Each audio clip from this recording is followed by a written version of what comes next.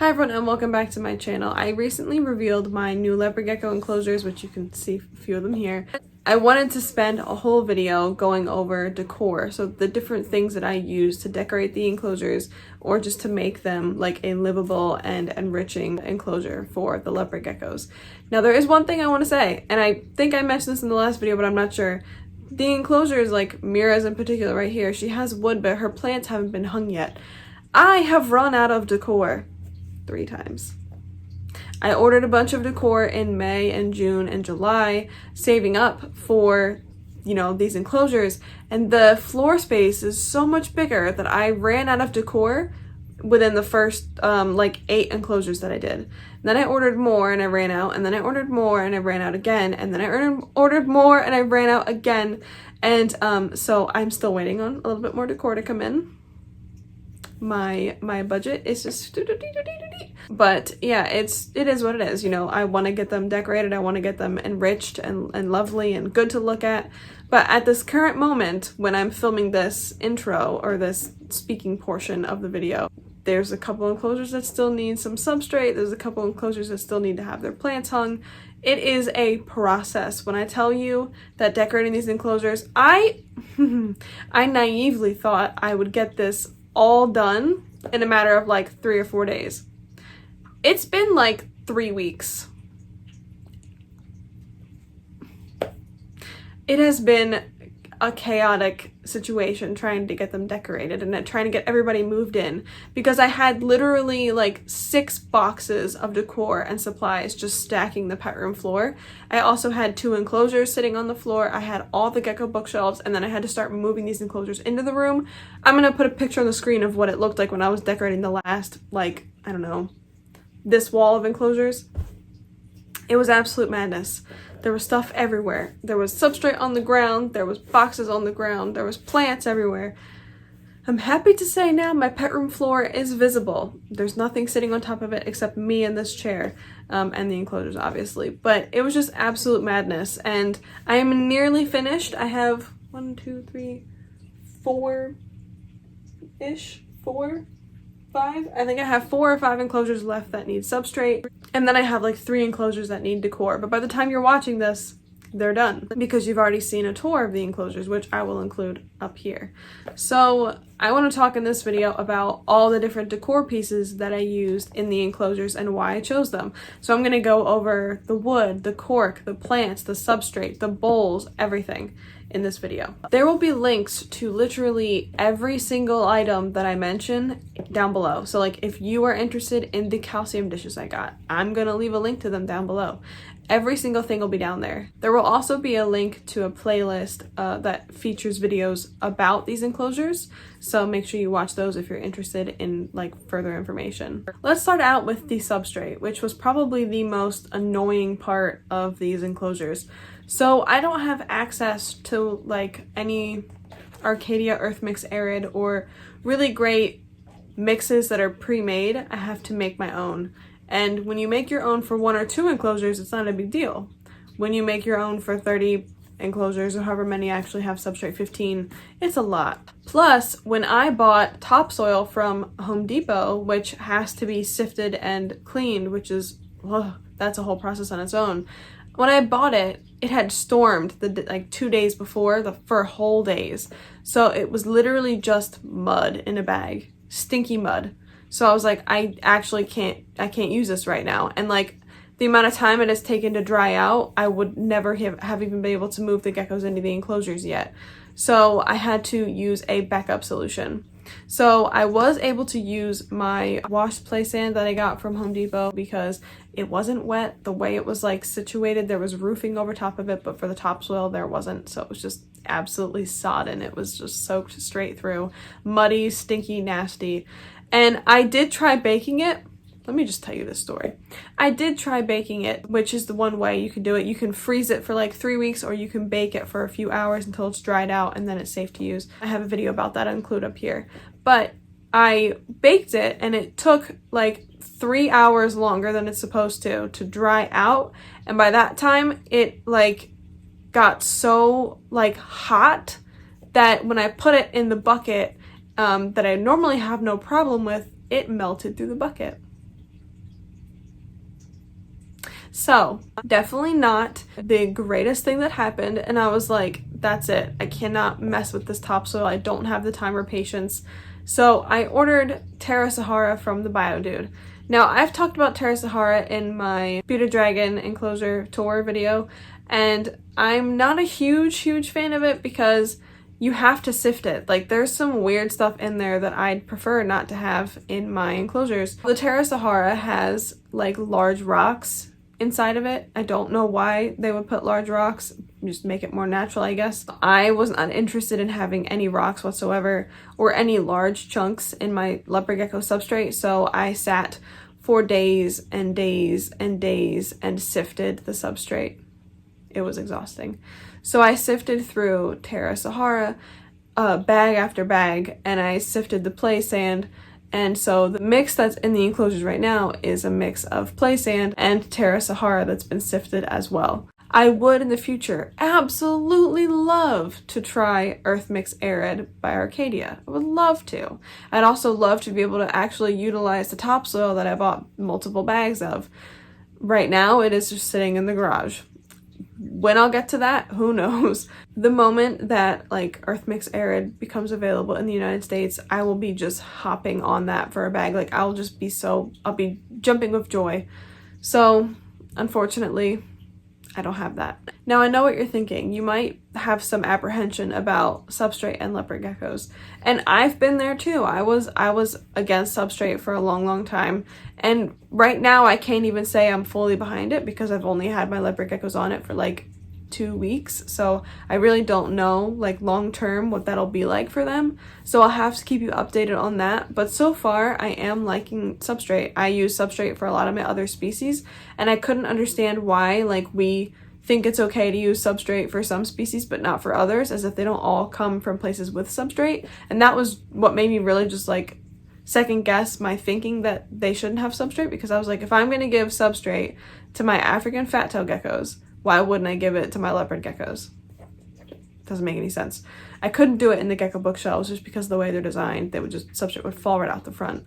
But in these ones I definitely can, because they have a lip that holds the substrate back before the doors open. So again, like I said, if you are anti-substrate for leopard geckos, that is totally your prerogative. I get where you're coming from. I've been there, but I want to give it a try with my healthy leopard geckos who, you know, would, I think, benefit from the enrichment of Substrate. That said, I do have like half of my geckos on Substrate and half not on Substrate. So the ones that aren't on Substrate are ones that have some sort of special needs. For example, Tywin, he's not on Substrate because he regularly has like really bad clogged femoral pores during breeding season, and so I'll have to open them up, and when I expose them I don't want Substrate to get stuck in them. So that's like a good 5 months of the year that he has that problem, so it just doesn't make sense to give him Substrate and then take it away, and then give him Substrate and take it away throughout the year. He does have a dig box that has the exact same substrate that is made in all the other enclosures that have full bottom substrates. So he does get to have some enrichment, but again, it just comes down to like safety for him. Or for Benjen, for example, Benjen has a severe underbite, and he is really weird about substrate and like kind of just gets it caked in his mouth because of the way he walks. So he can't have substrate. Some of the neuro geckos I tried substrate with, it didn't work out, so they don't have substrate. The Enigmas don't have substrate. Rhago doesn't have substrate. So it's just a matter of like what works for each individual gecko. It's why they all have different sizes of enclosures. It's why some of them have substrate and some of them don't. And so for the ones that don't have substrate, they have kitchen cabinet liner, which I have been using for years. I know that some people think that if it's exposed to like heat, it'll melt or it will release toxic fumes. You have to realize that leopard gecko heating is not super hot, so that's not really a concern for either of those things. But again, that is going to be up to you if you want to use paper towel or newspaper or reptile carpet or whatever those options are out there. You have to research your options and pick which one works best for you and your gecko, and that's your business. So when it comes to wood, I have mostly Manzanita driftwood. Manzanita driftwood is my favorite driftwood. It's so pretty. The pieces are big and they're spindly and they're great. I love them. I use it in a lot of my enclosures. But there are also enclosures that I have that have grape log or grapevine. They have Mopani. And I also, for the first time, have used cholla wood. I think that's how it's pronounced. Cholla. I am terrible at pronunciation. I've heard other people say that it's cholla wood, but I'm really not sure. It's not actually even a wood, it's like a petrified cactus skeleton or something, I don't know, but it looks really cool. And so some of the enclosures have that wood as well. So there's a lot of different types of wood that I've used. I really like wood in enclosures. It looks natural, it's easy for them to grip, it's enriching because they can climb on it, it's great.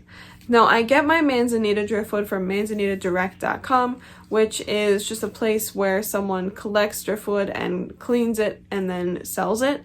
And the reason I like buying it from Manzanita Direct is because, one, every time I order it, they give me extra pieces, which is so nice. And two, I like being able to see specifically how big they are and like what they'll look like. I really don't like ordering wood without knowing what piece I'm gonna get. And same thing goes with like anything really. I just like knowing what it's going to look like when it's delivered. And the great thing about Manzanita Direct is they will take a picture of each individual piece of wood in like all the different positions you could lay it in against a ruler. So you'll get to see how big it is, you get to see how you could position it, and it really helps me imagine like how I'm going to lay out an enclosure if I can look at the driftwood in advance. I also use a lot, and I mean a lot, of cork in the enclosures. I've got cork rounds and cork flats, and because of COVID, there have not been any expos, and boy oh boy does that put a damper, a damper, I don't know, it just kills the vibe of buying cork bark at expos, which is where it's cheapest and you can buy the most at one time. I've been having to buy mine online. I really don't like doing that. I'd like to just see it in person and buy it, but unfortunately there are no expos because, you know, COVID. I really love utilizing cork as hides in the enclosure. I think they're great for enrichment because they're really easy for leopard geckos and other species to climb on because they're super grippable. They look natural because they are natural. And I also learned that they're actually environmentally sustainable because the trees that the cork is harvested from, it grows back in a number of years and then they harvest it again. So it's like an actual industry that's renewable. What? I did not know that. And my dog has started barking outside, so sorry about that. So in my previous gecko bookshelves, I had these like really simple DIY humid hides that were Tupperware containers with like a little hole cut out in the front, and then you can put like paper towel in there or you can put substrate in there. I have a really old video I'll include up here where I show you how I made them, but I kept them in these enclosures just because I didn't want to waste the plastic. So like I didn't just want to throw all these containers away. It's like 30 of them. So I figured they still need humid hides, so I'll just utilize these so they don't really look natural, obviously. Again, I didn't want to be wasteful and they're already there, so I figured why not. They're filled with the same substrate that I have in the enclosures, and I just spray that down every time I feed them and it stays moist, and it's a nice little moist area for them to go if they want to shed or if they just need to soak their skin a little bit. I definitely recommend having a humid hide with your leopard gecko no matter what type of environment you're providing it. Another thing that I have a lot of in the enclosures are plants, and I have used all kinds of different plants. So there's some flukers, pothos, and ivy vines. There's some exoterra plants that are stationary and sit on the ground like the fern or the turtle grass. Again, I will include all of them down below. There's also the hanging plants that are made by exoterra as well, and I have a couple different varieties of those. And then I also have these plants that are mounted like with glue to driftwood, and they're made by Magnaturals, so they have like a little magnet on the wood piece. It's meant to like hang in an enclosure, but the way I set them up, I didn't use the magnets and I just really ended up liking it anyway. And then I also have some smaller pieces of wood with succulents attached that are also Magnaturals, but they don't have a magnet. So there's quite a variety of the different plants that I use in these enclosures, and again, I will make sure I'm clear and concise in the description about which one's which. A few of the enclosures also have hides that are made like man-made that are not like cork. I have a few resin hides, in particular in Vash's enclosure, and I think one of them is Exoterra brand, the other one I have no idea, so I won't be able to link it because I got it secondhand from someone. But resin hides are really great. I don't usually use them just because I prefer cork. It's less expensive and nicer in my opinion, but I had these resin hides already, so I figured I would make like a cool little enclosure out of them because they're like this orange color and I could use used these like tiles that I already had that were like a clay orange color as well, so that worked out really well for Vash's enclosure. I think his enclosure is really pretty. So when it comes to the various dishes that you can find in the enclosure, a lot of them are actually hamster dishes.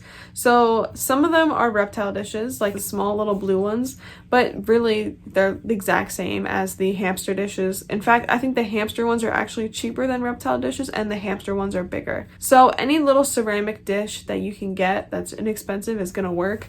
I like them because they're super easy to clean, and they don't like have all that like porousy bits that resin have. So like when you buy like a resin reptile bowl, they have a lot of like edges and grooves and like little holes in the paint or in the material for a lot of like bacteria and nastiness to get trapped, and I don't like that. So it's a lot easier to clean if you just have a small ceramic dish.